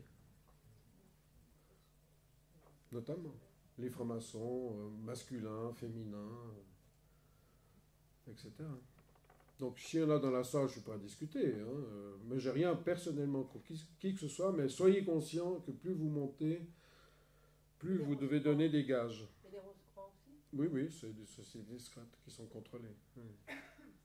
Posez-vous toujours la question, quels sont les vrais buts? Qui y a derrière? Soyez prudents. Libérez-vous. Ce que je vous ai donné, c'est un chant tout simple, et je vous assure, ça vous rend heureux. Et le chant, ça ne coûte pas cher. D'être dans la montagne. Vous savez, on dit le Suisse est heureux et très savage. Et très savage. C'est pas faux. Mais c'est sa vache et c'est son lait. On n'a pas besoin d'avoir une vache dont on est le propriétaire et de devoir payer le lait de sa propre vache. Et actuellement, le monde entier doit louer sa propriété. Tout l'argent. Imaginez une société. Vous savez, on parlait des monnaies locales. Il y a un système pas mal qui est à Grenoble qui s'appelle l'accorderie. Mais alors, allez dans ce sens, l'accorderie, accordez-vous, ça c'est une bonne chose. Mais dès que vous avez des trucs basés sur l'euro va s'écrouler tôt ou tard, et tous ces trucs rattachés à l'euro, bon c'est bien, Chloé a raison de dire, il y a des aspects positifs, je ne vais pas jeter le bébé avec l'eau du bain, mais dites-vous bien que ce qui est basé sur l'euro, ben, vous risquez, elle parlait du bail-in, bail-out, hein, donc, pas parlé de ça, mais non mais on peut en parler. Bail-in, bail-out, à une époque, on a dû sauver les banques de l'extérieur avec l'argent des contribuables, mais maintenant les lois sont déjà écrites dans toute l'Europe. Si des banques ont des problèmes, ils vont vous prendre votre épargne. Ils vont vous prendre vos fonds de pension. Vous savez, en Suisse, il y a certains rentiers qui doivent payer 40% de leur rente. Ils ont bossé toute leur vie, déjà en payant des impôts sur tout. Mais en plus, quand ils arrivent à la retraite, on leur pique du fric encore sur leur rente vieillesse. Et dans certains cas, ça peut monter jusqu'à 40%. C'est du vol. Alors, comment il faut se protéger? Minimaliste, décroissance. Bon, soyez simple, cultivez votre jardin, comme disait Voltaire, faites des accorderies avec vos voisins, vos voisines, refaites des relations personnelles, des amis, vivez sur votre terre, retrouvez vos racines, soyez plus simple, vous serez beaucoup plus heureuse. Gandhi disait, pour être riche, diminuez vos besoins. D'accord, on peut faire tout ça, mais quand on arrive à la fin de vie et qu'on est obligé, on est dépendant de beaucoup de choses, et entre autres de ces maisons de vieillesse, on va dire, bon, ben, il faut les payer. Si vous n'avez pas l'argent pour le faire, et ben, ma foi, bon, la finale, c'est de mourir dans votre coin. Bon, vous me direz que pourquoi pas. Bon, nous, en Suisse, honnêtement, la société suisse est tellement protectrice qu'un Suisse ne risque pas grand-chose. Et en France, je pense qu'avec la sécurité, je ne sais pas, je ne suis pas français, mais je m'avance peut-être, je me trompe, c'est possible. Mais je pense qu'avec la sécurité sociale... Qui est en train d'être détruite. Qui est en train d'être détruite, oui, il y a des tendances lourdes, mais on est quand même, on a de la chance. Imaginez-vous si vous étiez en Afrique, en Asie, ou en Amérique du Sud. La famille là-bas. Bon, il y a la famille. Alors retrouvez les racines familiales, oui, retrouvez vos familles. C'est le cocon familial qui nous sauvera tous, oui. Oui, parce que dans les EHPAD actuellement, 7 minutes par jour pour un patient, quoi. Voilà, donc, et en Afrique, peut-être ils ont moins de moyens, mais plus de solidarité. En fait. Donc c'est la preuve qu'avec peu, on peut très bien vivre. Voilà. C'est ce que je vous dis depuis le début. La sobriété heureuse de Pierre Rabhi. La sobriété heureuse de Pierre Rabhi. Vous Vous savez, tout ce dont vous pouvez vous passer, comme on dit, c'est des richesses que vous n'avez pas besoin de dépenser. Et finalement, la vie, pour être heureux, vous avez besoin de quoi pour être heureux? Un toit, des habits, un peu de nourriture, et surtout des amis, des entourages, de l'amour. Hein. On peut vivre presque 60 jours sans rien manger. Hein. Et ça fait du bien. Et ça fait du bien et ça vous guérit. Ça soigne. Ça soigne et ça n'a pas besoin d'engraisser les les pharmaciens, les médecins. C'est gratuit le jeûne hein, et ça guérit beaucoup de choses. Très bien. Les solutions sont sous la main. Le jeûne et le CBD. C'est quoi le CBD? C'est du hashish. Ah, c'est pas mon truc. Une question? Non, c'est plus une réflexion parce que en vous entendant, il y a une vision claire de comment on peut transformer et ça donne envie de se dire comment être plus agissant. Ouais, c'est ça. Bah, merci, c'est un compliment. Super. Merci. Entraidez-vous, aimez-vous. C'est pas ça qui est cher. Ça demande des efforts, c'est pas gratuit, mais ça coûte pas d'argent. Pas d'argent. On a encore un peu de temps, on doit laisser la salle à 22h. Donc, si vous voulez, on va jusqu'à 22h. Hein. Mais j'aimerais quand même, parce que bon, je suis un petit peu en charge de donner une petite conclusion, je vais faire passer le micro pour que chacun puisse donner sa conclusion. Et je souhaiterais, par rapport à ce qui a été dit, et là on vient de terminer sur une note qui est une note cœur, vraiment une note cœur. Et on a vu un homme, et il n'était pas le seul, qui avait les larmes aux yeux. Une femme à côté de lui qui lui mettait la main dans le dos, en lui disant vas-y Gérard, François. Pardon, on est avec toi. Et toi aussi, je pensais à toi en pensant à toi, on pense au banquier ce soir. Il y a aussi Gérard qui est là. Et encore un autre Gérard. Oui, bien sûr qu'on pense à toi aussi, Gérard. Mais ce que je voulais dire, c'est qu'en fait, on a quelque chose qui est en train de jaillir maintenant, qui est un nouveau paradigme. J'en pense que c'est un petit peu ma spécialité.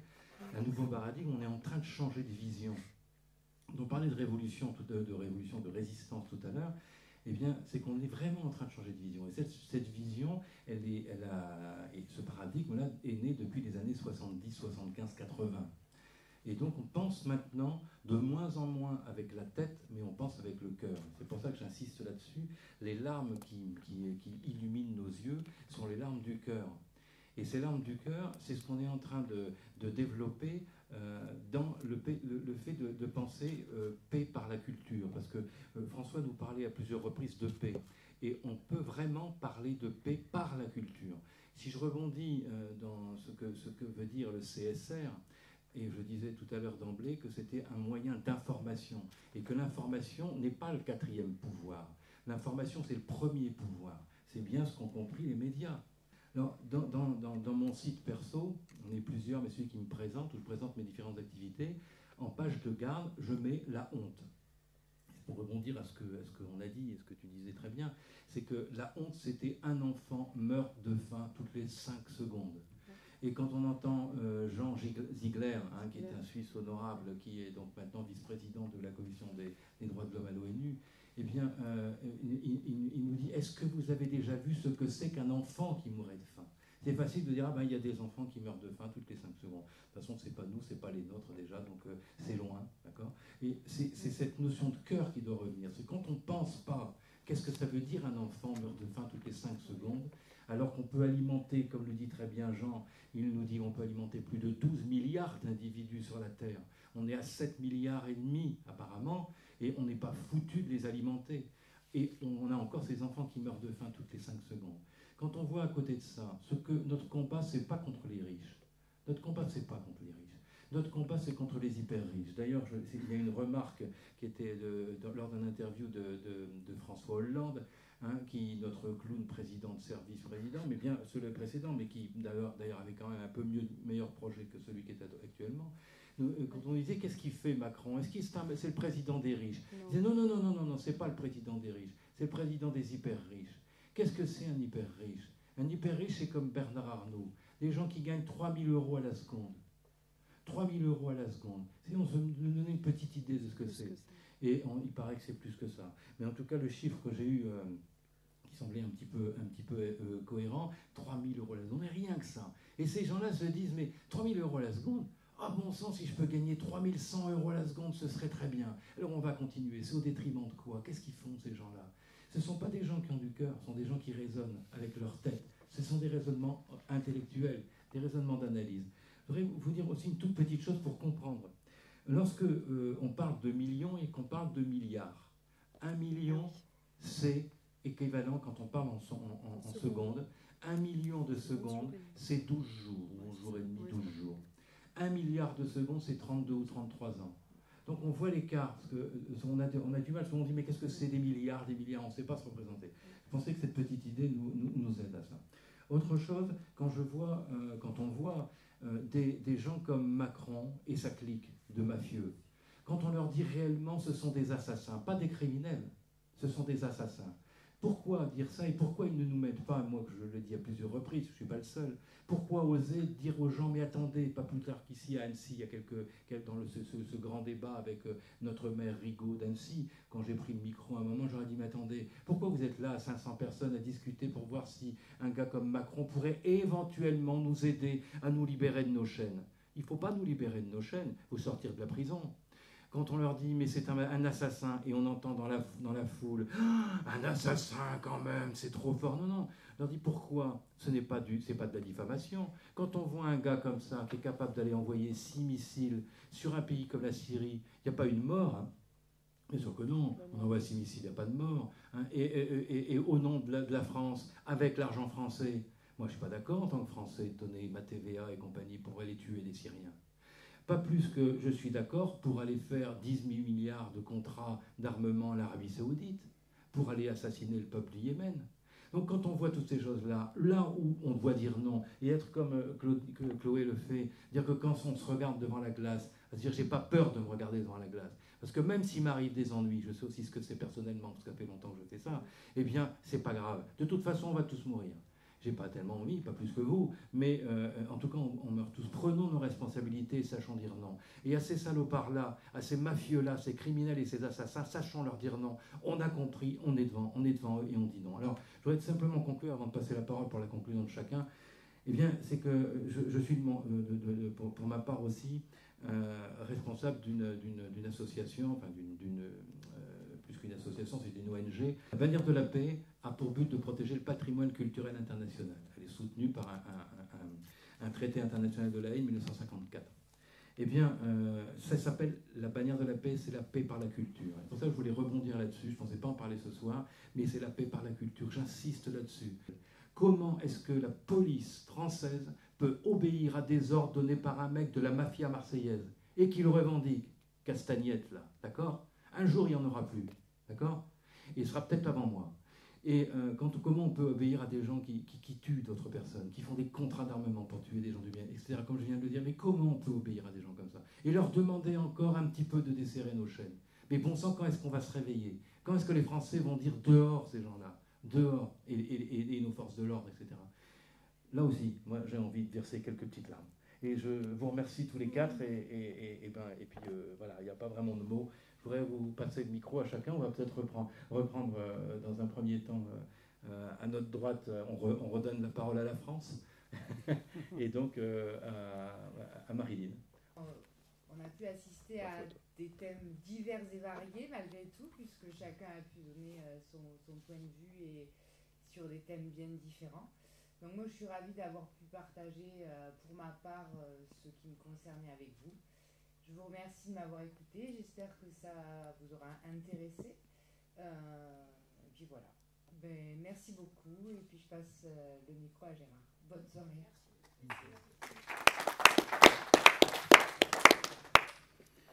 Oui, alors je vous remercie également. Je vous remercie également d'être là, de nous avoir donné votre soirée et votre attention. Comme dit Thierry, en fait, et comme dit François, la résistance, en fait, c'est un comportement, c'est un état d'esprit, beaucoup plus que des actions. On a vu ensemble, Chloé l'a expliqué, François, Marilyn, j'essaie de vous l'expliquer également, qu'il y a beaucoup de choses à faire pour résister. Des choses pratiques, des choses générales, des changements de comportement, des prises de conscience. Cette image de s'asseoir dans la forêt ou regarder une montagne ou un ciel étoilé, que je fais souvent, c'est, je dirais, un retour sur soi-même et de se poser la question, mais qu'est-ce qu'on fait ici? Les solutions, elles existent. Et je crois qu'il faut résister à tout niveau et quotidiennement. Il ne s'agit pas de résister de manière un peu inconsciente et aveugle, mais il faut bien avoir conscience du but que l'on poursuit. Vous voyez? Et le but, il n'est pas vraiment énorme, c'est simplement des choses simples. Le simple bonheur humain, le simple fait de travailler, de vivre de son travail, sans que d'autres en vivent également. Il y a beaucoup de choses. Il faut résister. Résister, c'est le maître mot. Et à un moment, effectivement, il faut qu'il y ait un déclic. Et je dirais, finalement, à partir d'aujourd'hui, plus un pas en arrière. Comme on disait à Stalingrad, on a vu le résultat. Donc, il faut continuer à résister là-dessus. Merci.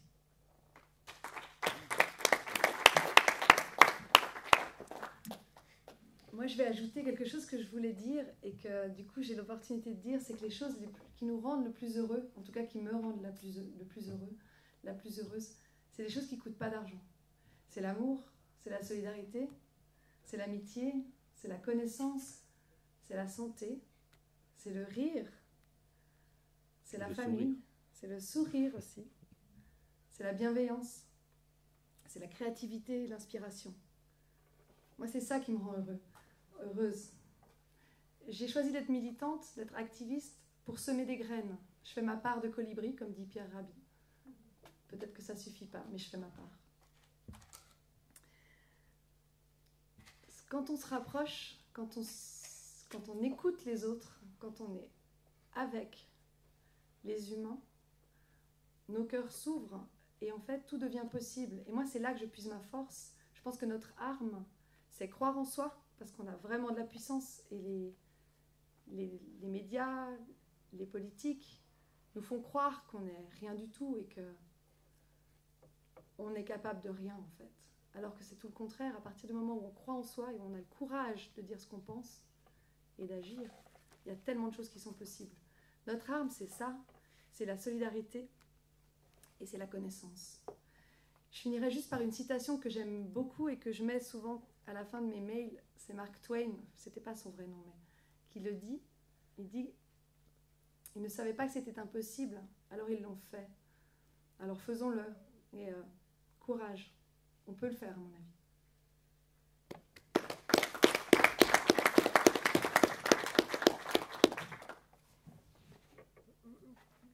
Pour rester dans le ton et de manière très concrète, nous faisons un peu la même chose en France, en Suisse que ce que vous faites en France. Et nous avons découvert une chose qui peut être utile pour vous, c'est que vu qu'on a introduit les nouvelles règles de Bâle 3, donc Bâle, c'est une ville en Suisse, Basel, dans laquelle vous avez la Banque des banques mondiales, hein. La Banque des règlements internationaux, en anglais, c'est Settlements. Les Settlements, hein, la Banque des Settlements internationaux, Settlements, ça veut dire les colonies. C'est la Banque internationale des colonies. C'est intéressant de voir que la Banque des banques, la banque centrale des banques centrales du monde, basée à Bâle, qui est hors territoire de la Suisse, qui a un statut un peu comme le Vatican, comme la City à Londres, la police suisse n'a pas le droit d'y intervenir, c'est elle qui fait les règlements internes de toutes les banques du monde. Et récemment, ils ont sorti un règlement qui s'appelle Bâle 3, qui est déjà caduc et nul, mais si vous basez sur Bâle 3, dans le cadre de la création monétaire, les fonds propres qu'ils doivent avoir pour prêter l'argent du néant, à une certaine époque, dans beaucoup de pays anglo-saxons, c'était zéro. Ils avaient besoin de rien du tout pour prêter. Ils créaient du néant, ils avaient besoin de rien pour prêter énormément. C'était illimité. Bâle 3 introduit une toute petite exigence qu'il faut un tout petit peu de capital réel. Alors, ça, je parle aux spécialistes. Le petit capital réel dont ils ont besoin pour créer ces masses monétaires du néant et donc faire toute la mécanique infernale des dettes et des crédits, tout l'argent qui circule, ça vous donne des taux d'intérêt réels de 300%. Plus de 300%. Il y a un Français qui a écrit un livre, je crois que ça s'appelle Le bal des gloutons ou Le banquet des gloutons. Vous voyez, les gloutons, les gloutons. Les gloutons. Donc les gloutons, les banquiers, ils sont gloutons, ils veulent tout manger. Alors ils se sont mis une toute petite, un tout petit frein, d'ailleurs qu'ils ne respectent pas. En fait, c'est pas un frein. C'est pas un frein, ouais, alors, tu pourras l'expliquer. Mais toujours est-il que ça pourrait être utile dans vos démarches françaises, là, d'invoquer le BAL 3, d'invoquer ce fait qu'il y a besoin de très peu de capitaux propres pour prêter, et que les taux d'intérêt sont pas seulement excessifs, usuraires, mais fortement excessifs. Alors nous, on invoque cet argument maintenant dans des procédures en Suisse. Et en droit pénal suisse, si vous faites l'usure excessive, qui est en Suisse 18%, au-dessus de 18%, vous êtes condamnable de 100 000 francs d'amende, de 10 ans de prison. Si c'est fait par métier, c'est le cas pour les banquiers. Donc vous imaginez, 100 000 francs, c'est à peu près 100 000 euros. 10 ans de prison, c'est quand même assez sec pour des... Alors on a invoqué cette argumentation dans certains dossiers. On a déposé les recours devant les justices cantonales et on a envoyé les recours au procureur de la Confédération. Il s'appelle Michel Laubert. Et miracle, Michel Laubert, procureur général de la Confédération suisse, a donné l'ordre, notamment dans un canton, mon canton, le canton de Vaud, d'instruire nos affirmations au juge d'instruction. Et nous avons dit non. La banque qui est impliquée, c'est la banque cantonale vaudoise, donc appartient à l'État de Vaud. La justice vaudoise appartient à l'État de Vaud. L'office des poursuites appartient à l'État de Vaud. Les avocats ont promis allégeance au canton de Vaud. On ne veut pas que ce soit que le canton soit jugé partie sur une affaire si délicate. On veut que ce soit jugé par un autre canton. D'autant plus que le canton de Neuchâtel vient de condamner le canton de Vaud parce que le canton de Vaud ne cherche pas la vérité dans la justice. Donc un canton, un État suisse, a condamné un autre État suisse parce que l'autre État suisse ne cherche pas la vérité parce qu'ils empêchaient un avocat de témoigner dans une affaire importante pour des motifs politiques. Donc on dit non, nous on veut un autre. Alors ils se sont passés la patate chaude entre différents cantons. On a fait une plainte pénale au tribunal dans le Tessin parce que les causes pénales sont dans la partie italienne de la Suisse. Les causes normales, c'est le tribunal fédéral à Lausanne, dans la partie francophone, dans mon canton. Et les Suisses allemands appellent le tribunal fédéral à Lausanne la loterie romande. Parce que juste à côté du tribunal, vous avez une loterie, la loterie romande, et ils disent que le tribunal donne des décisions, c'est pire que la loterie, quoi. C'est du pur hasard. Et puis l'autre tribunal des assurances est en Suisse allemande. Enfin, à tel point que Laubert, le procureur de la Confédération, devait être nommé de manière standardisée, sans problème, normalement, il y a quelques semaines. Et maintenant, ils l'ont pas renommé, ils ont repoussé sa nomination cet automne. Ils parlent même de dissoudre le rôle de procureur de la Confédération. Explique, voilà. Vous voulez finir sur un...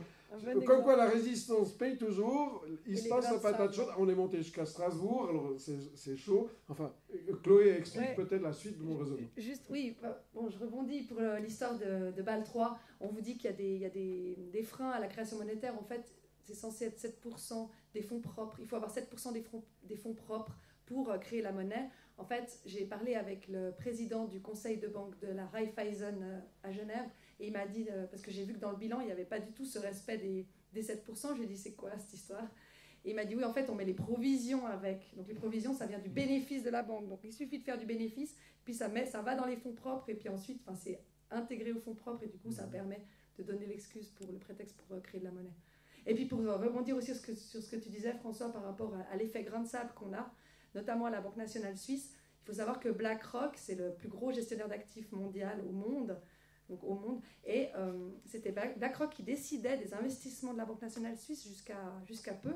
Et puis maintenant, on a su récemment qu'il n'y a plus que 5% des investissements de la Banque nationale qui est géré à l'externe, donc par un organisme extérieur. Donc on a des effets quand même à nos actions.